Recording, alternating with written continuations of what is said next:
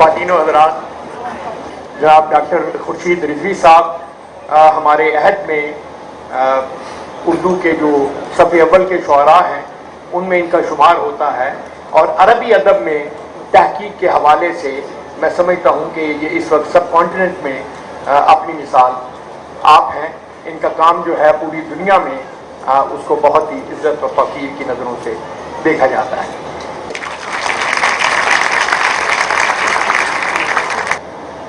اصل میں میر جیسی رچی ہوئی شخصیت پر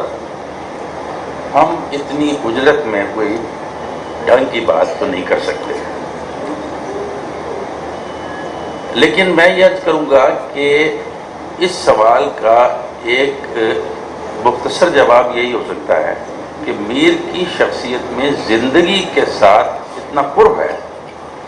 اور انہوں نے اشرافیہ کی زبان میں بات کرنے کے بجائے عام آدمی کی زبان میں بات کی ہے، اور زندگی کی بہت پامال چیزوں کو انہوں نے موضوع بنایا ہے۔ اس لیے ان کا لہجہ زیادہ قریب ہے دلوں کے، اور پھر اس کے پیچھے وہ سارا دکھ جس کی طرف اعتزاز صاحب نے اشارہ فرمایا ہے، وہ سارا دکھ ایسا آ کے رچ گیا کہ اس میں ایک ایسا حزن پیدا ہو جاتا ہے جو زندگی میں آپ سب کو پیش آتا ہے نہ کسی طریقے سے۔ تو اس لیے مجموعی طور پر تو ہم یہی کہیں گے کہ زندگی کا قرب جو ہے اور زندگی کی متنوع قسم کی جتنی جہات ہو سکتی ہیں ان کا اظہار میر کے ہاں اتنا بھرپور ہوا ہے کہ اس کی توانائی نہ ختم ہوئی ہے، اور میں نہیں سمجھتا کہ یہ کبھی ختم ہو سکتی ہے۔ اب یہ دو چار باتیں بالکل بکھری سی جیسے میرے ذہن میں آتی جائیں گی، میں عرض کرنے کی کوشش کروں گا۔ ایک تو میر صاحب کی بد دماغی کا جتنا چرچا ہوا، اس میں بہت بڑا ہاتھ تو جیسے کہ ذکر بھی ہوا محمد حسین آزاد کا تھا۔ محمد حسین آزاد اتنے بڑے انشا پرداز تھے کہ وہ جو لکیر کھینچ دیتے تھے پھر آپ حقائق لاکھ لا کے اس کے پاس رکھتے رہیں، وہ حقیقت جو ہے وہ نہیں سمجھ میں آتی تھی، اور وہ جو لکیر ان کی کھینچی ہوئی ہوتی تھی وہی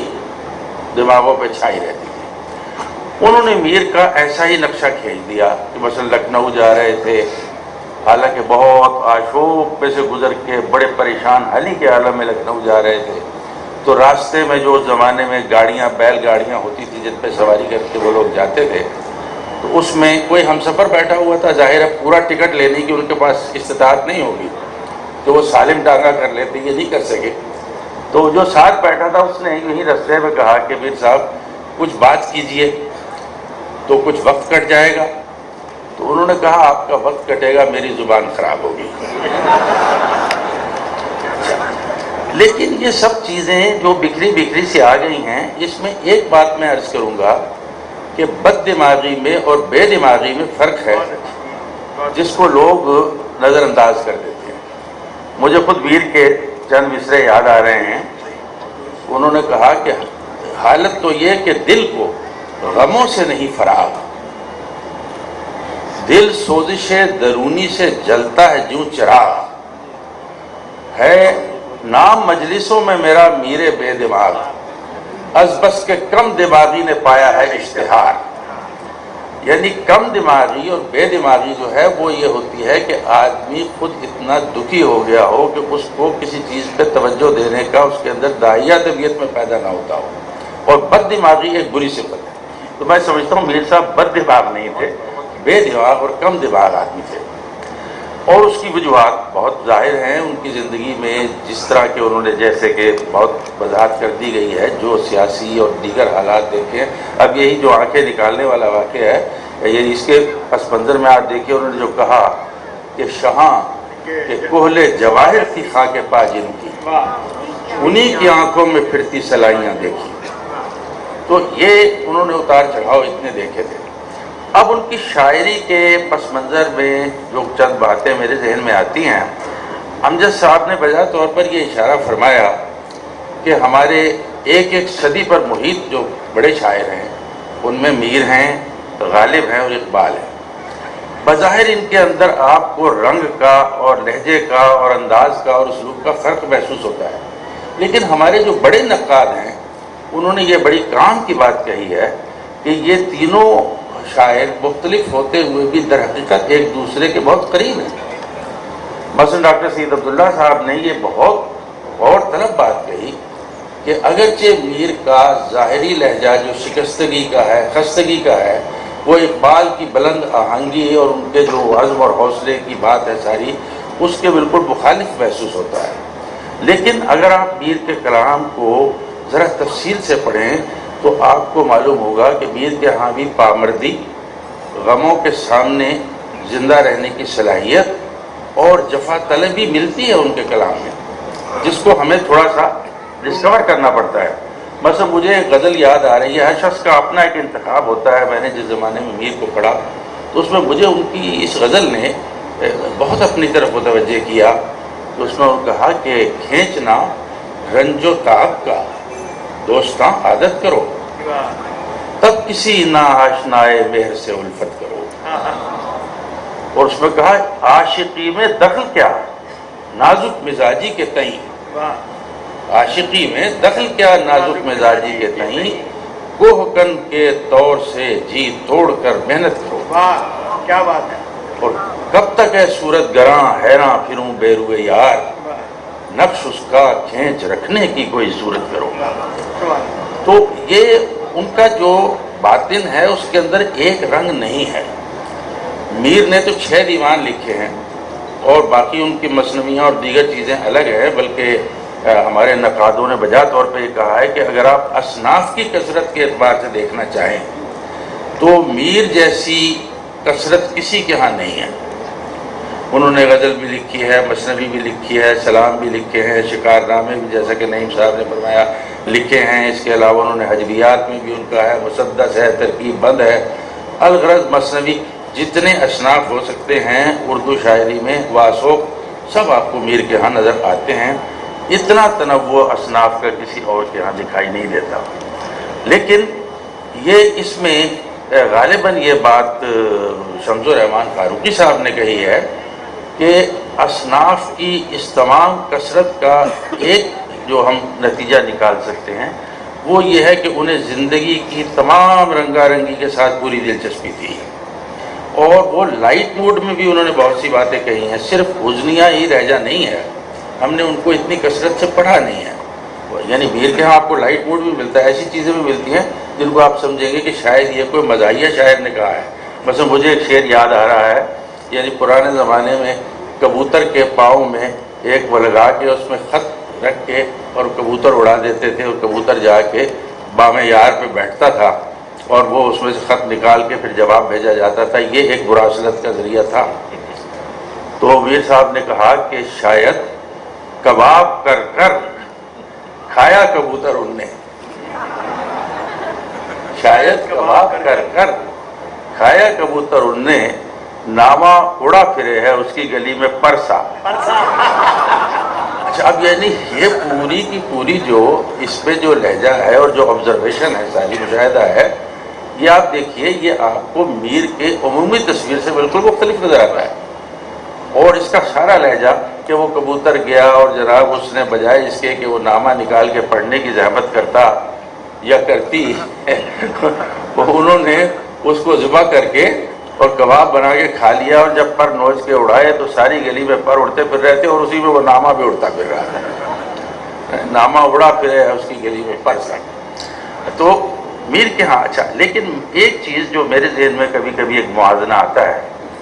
وہ یہ ہے کہ اگر ہم غالب، میر اور اقبال کی شاعری کو کوئی ایک تمثیل میں بیان کرنا چاہیں تو میری ذاتی ایک جو ایک رائے ہے اس سے اختلاف بھی ہو سکتا ہے، وہ یہ ہے کہ ان تینوں میں یہ فرق ہے کہ ایک چمک دمک تو شبنم کے قطرے کی ہوتی ہے جو کسی برگ گل پہ رکھا ہوا ہے اور سورج کی کرن اسے چمکا رہی ہے، اس کی آب و تاب کو آپ کے پاس آنکھ ہے تو آپ دیکھ لیں،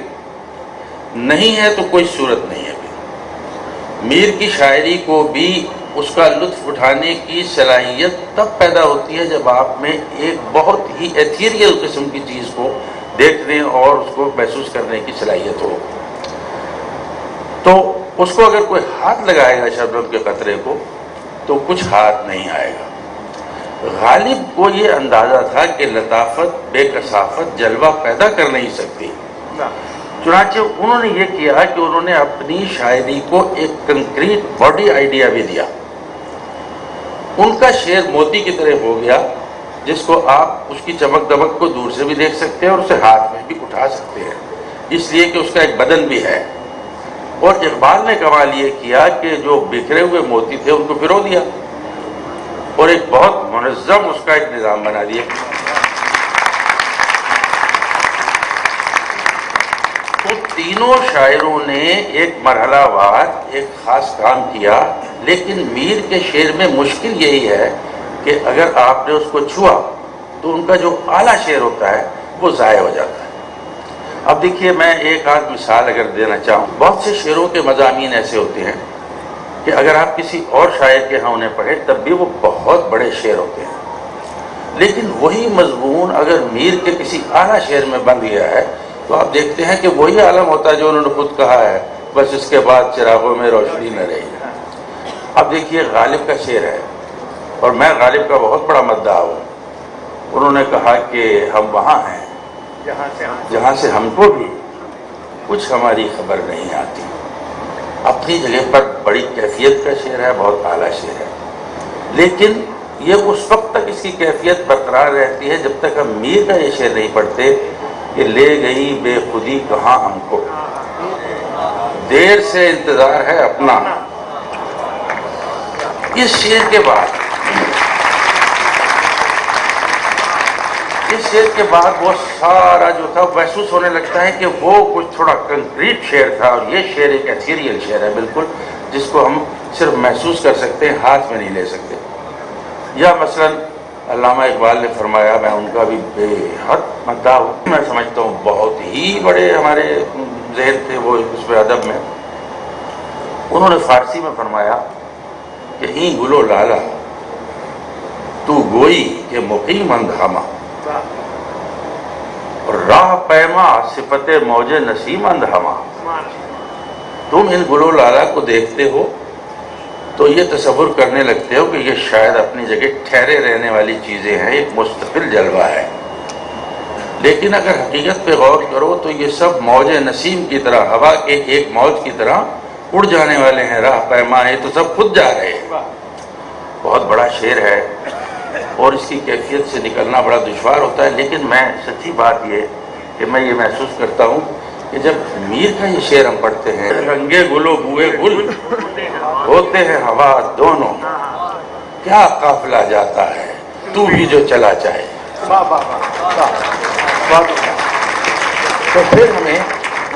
احساس ہوتا ہے کہ میر کے ہاں جا کر یہ ایک ایسی اس پہ فضا پہ پہنچ گیا ہے جو زیادہ دیر پا ہے، جو زیادہ دلوں کو چھوتی ہے، اور جس کا طلسم بہت دیر تک بنا رہ سکتا ہے۔ تو یہ ان کے کمالات، اس کے لیے میں نہیں سمجھتا ہمارے پاس آج وقت ہے، لیکن یہ جیسے کہ زہرا آپا نے فرمایا ہے کہ اتنے لوگ آج یہاں جمع ہیں، یہ میر کی اس عالمگیری کی دلیل ہے جس کی ہم تعریف کر رہے ہیں۔ بہت شکریہ۔